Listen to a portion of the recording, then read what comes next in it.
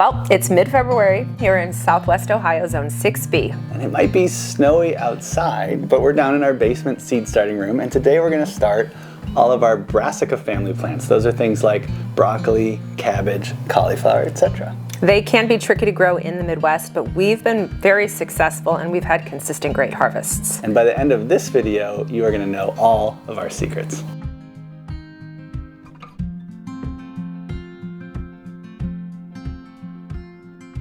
So like our previous videos, this type of video will be a question-answer format. Well, I will ask questions and Peter will hopefully answer them. Hopefully answer them. I don't think my questions are too complex. So question number one about growing brassicas is a big one. What is a brassica? Because I didn't know what they were, honestly, until a few years ago. I knew the term, but I didn't know what plants grew within that family. Yeah, and you hit the nail on the head there. It's a family of plants. So sometimes we get questions, what's a brassica plant? Right. Thinking it's a specific vegetable that you grow. It's a family of plants. They're all derived from the mustard family. And pretty amazing, actually. They've all been selectively bred over thousands and thousands of years to have different qualities that we want. So for some of those, you eat the leaves. So those would be things like kale, collard greens, things like that. And for some of those, you eat the developing flower head. So broccoli, cauliflower. And some they've actually developed where you eat the stem. So that'd be like a kohlrabi where you're eating the stem part. The main thing is that they all have very similar growing needs. And so we kind of lump them into this one group when we're talking about them. So question number two is, you often say they're a bit challenging to grow here in the Midwest. Why is that? So the main thing is they prefer not freezing and not hot temperatures. So think 40 to 70 degrees Fahrenheit. Like me. And anyone who lives in the Midwest knows we are usually either freezing or hot. Yeah. And so we have really short springs and falls, and that can be a challenge with brassicas. It makes sense. We used to live in San Francisco, and we grew the most beautiful, huge head of cauliflower about 10 years ago, and it's always a pleasant 55 to 60 there. Yeah, always brassica weather. Always. So we need to get the temperature and the timing right here in the Midwest. How is that working for us in the spring? So the main thing is we're starting our seeds now. So we want to have our seeds growing for about 6 weeks. Our target plant out date is April 1st. The reason is usually after that we're not dipping into the 20s too often, and so they're going to be okay from a low temperature range, but we're also give them enough time to mature, and the longer we can give them that cool weather the better. They usually take at least 2 months. So we're probably harvesting these in early June, and as we know, it gets pretty hot around then. So we want to get them growing and as big as possible until the heat really starts hitting. So why not just wait a little later before we plant them? Can I just plant a broccoli seed directly into the ground in April? Or is it too cold? It's not too cold to plant in the ground, but if you think about it, it's going to be a really small plant. So it's not going to germinate until mid-April. And then it'll be super small by May, and by Mother's Day it's pretty hot here. That's true. And so you're just not going to get enough growth in the cool weather before that hot weather hits. And once you hit the hot weather, it's basically going to form a flower, which is what you eat. And so if it's a small plant, when it forms the flower, it's going to be a super, super small broccoli head. Okay, so to recap. For the spring, we're going to start our seeds mid-February. It gives us about 5 weeks till we put them in the ground at the beginning of April to grow and then harvest at the beginning of June. Correct. How are we going to plant them in the fall? What is the timing like for that, because it's so warm in the summer here? Yeah, so the fall, it's also we need to get the timing just right for the fall too, because we have short falls also. So that one we can kind of work backwards. Okay. We want to make sure we harvest them by early November at the latest. Because after that, actually our daylight hours get less than 10 hours. They're really not going to mature at all. Plus it starts getting really cold. Really cold, yeah. Okay, so that's when we need to harvest them. It's going to take at least 2 months for them to mature. So let's just say late October. So now we're looking at late August as far as when they need to be in the ground. Now there's something about fall that's important. Add a couple weeks to that. The Why? reason being is the daylight hours are actually shorter in the fall than in the spring. So you're actually getting less sun to the broccoli plant. So our target for planting out, mid-August. Isn't that crazy? Okay, so harvesting late October, planting out mid-August. We want 6 weeks inside, so early July is when you have to start your brassicas, so broccoli, cauliflower, cabbage. Brussels sprouts. Brussels sprouts we're going to talk to, those are different, so we're going to get to that. But that's when we need to start those. So early July to plant out mid-August for the fall. And he will start them in the middle of July. I guarantee he'll be down here starting these plants. That's really hard is July is such a busy month in the garden, right? I mean, it's when all the tomatoes are coming. You're like full swing summer garden. Yes. And so that one, you 100%, if you're watching this video right now, you want to plant fall brassicas, get your phone out, put a reminder in your phone. July 15th. Because you will forget it. We struggle with that every time because you're just so busy with your other garden stuff. To think about planting fall seeds just doesn't really Thanksgiving, make sense. what? Yeah. So continuing on the planting in August, how do they not bolt in the hot weather? August is a very hot month here. Yeah, I mean, that's a great question. There's two criteria that need to happen for them to bolt or make a flower prematurely. So the first is hot weather, but the second is the plant actually has to be at least somewhat mature. So luckily for that mid-summer or late summer planting, the plant's just not old enough to make a flower at that point. And so our goal is to just let it grow. And then by the time we get into mid-September, the weather starts cooling down and then it doesn't prematurely bolt there. Really the goal of a lot of the heading ones, at least cauliflower and broccoli, is to get as big a plant as possible before it decides to turn into a flower. Okay, so now let's actually start the seeds. That sounds great. If you, just like we did last time, if you want to get the phone, I'll start the seeds and you can record while I'm doing it. Great. So what I have here is I've got our little to-go containers, and eventually they're going to look like this. These ones were already done. You can see all of these right here already planted. And I just have some Pro Mix here. One of the things I found with the Pro Mix, it's a little coarse, meaning it just has sort of big pieces. So what I'm going to do is I'm going to create a few little holes here. I want about 6 of these plants. And then what I'm going to do is I actually have this sifter, and I just sifted some that's a little bit finer. So just right where I'm placing the plants, I'm just going to have some slightly finer seed starting material here. Perfect. I'm going to come up here. And what did I do with the seeds? Oh, of course they're in my box. So the way I organize the seeds is they are organized by start date. So mid-February is going to be when we do all of our brassicas. And we're going to be doing this one, Amazing Cauliflower. It's our favorite white cauliflower. And I'm just going to put a couple seeds per cell there. And then eventually I will pick whichever seedling was the better seedling there, because I only want 6 of these plants. So now I've got my seeds in each of those areas. Put the rest of the seeds back.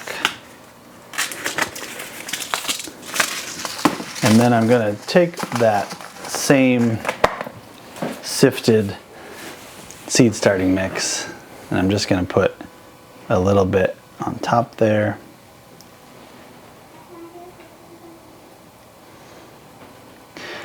As my 13-year-old might say, we're a little extra, so you don't necessarily need to do all of this stuff. I'm going to just kind of tamp this down. So I'll take an empty one of these, tamp that down, and that's what it looks like there. And then I'm just going to spray. Initially it's sort of dry, so keep the spray a little farther away until it kind of saturates it a little bit, and then you can get a little closer. You just want this damp but not fully saturated. Kind of just feeling the weight here, and that feels about right as far as water goes. Always have a label. Even if you think you're going to remember, you never will. Trust me, I've done it before. So we're just going to put that label inside there. We've got our lid. It's going to go on here. Now this will germinate usually in about a week. You don't need to water again. The humidity dome is going to keep all that moisture in there. And we'll just put this with all the rest of these. They do not need light to germinate, but you do want to watch and make sure that you see when they germinate, because as soon as they break the ground, you do want to get them under some light, otherwise they'll get leggy. Okay, we often put row covers on our brassicas. Can you talk a little bit about that? Yeah, really remember the temperature is a big thing here. So in April, when we first plant them, they're going to have a fleece row cover. That's going to protect them from any really cold nights there. Generally that will come off kind of by the 3rd week of April usually. Just depends on the weather. Now later on, as the weather gets hot, we're going to have a shade cloth over them anytime it's kind of over 80 degrees or so. And I don't know if you've ever actually gone beside a fleece row cover when it's really windy, but it really actually will block a significant amount of wind. Yeah, they're really light, but they're light, but they do a great job. Yeah. So then what about pests? Do you use a certain row cover for pests? Yes. Pretty much the entire lifespan of them outside, they're going to be covered. There's going to be a physical barrier. So the fleece also is a physical barrier, so that the main pests we're looking for are the cabbage moths or the cabbage worms. Those are those kind of cute looking little white butterflies. Yeah. They're cute until you know what they're doing. Yeah. They're going to lay eggs on there, and they're going to start eating the leaves of your plants.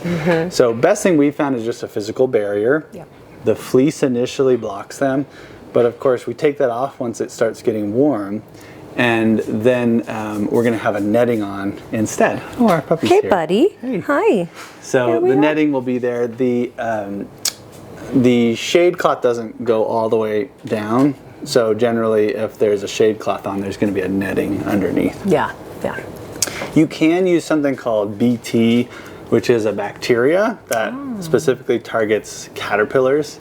So it doesn't hurt other pollinators, but any type of caterpillars, even if it's somewhat beneficial.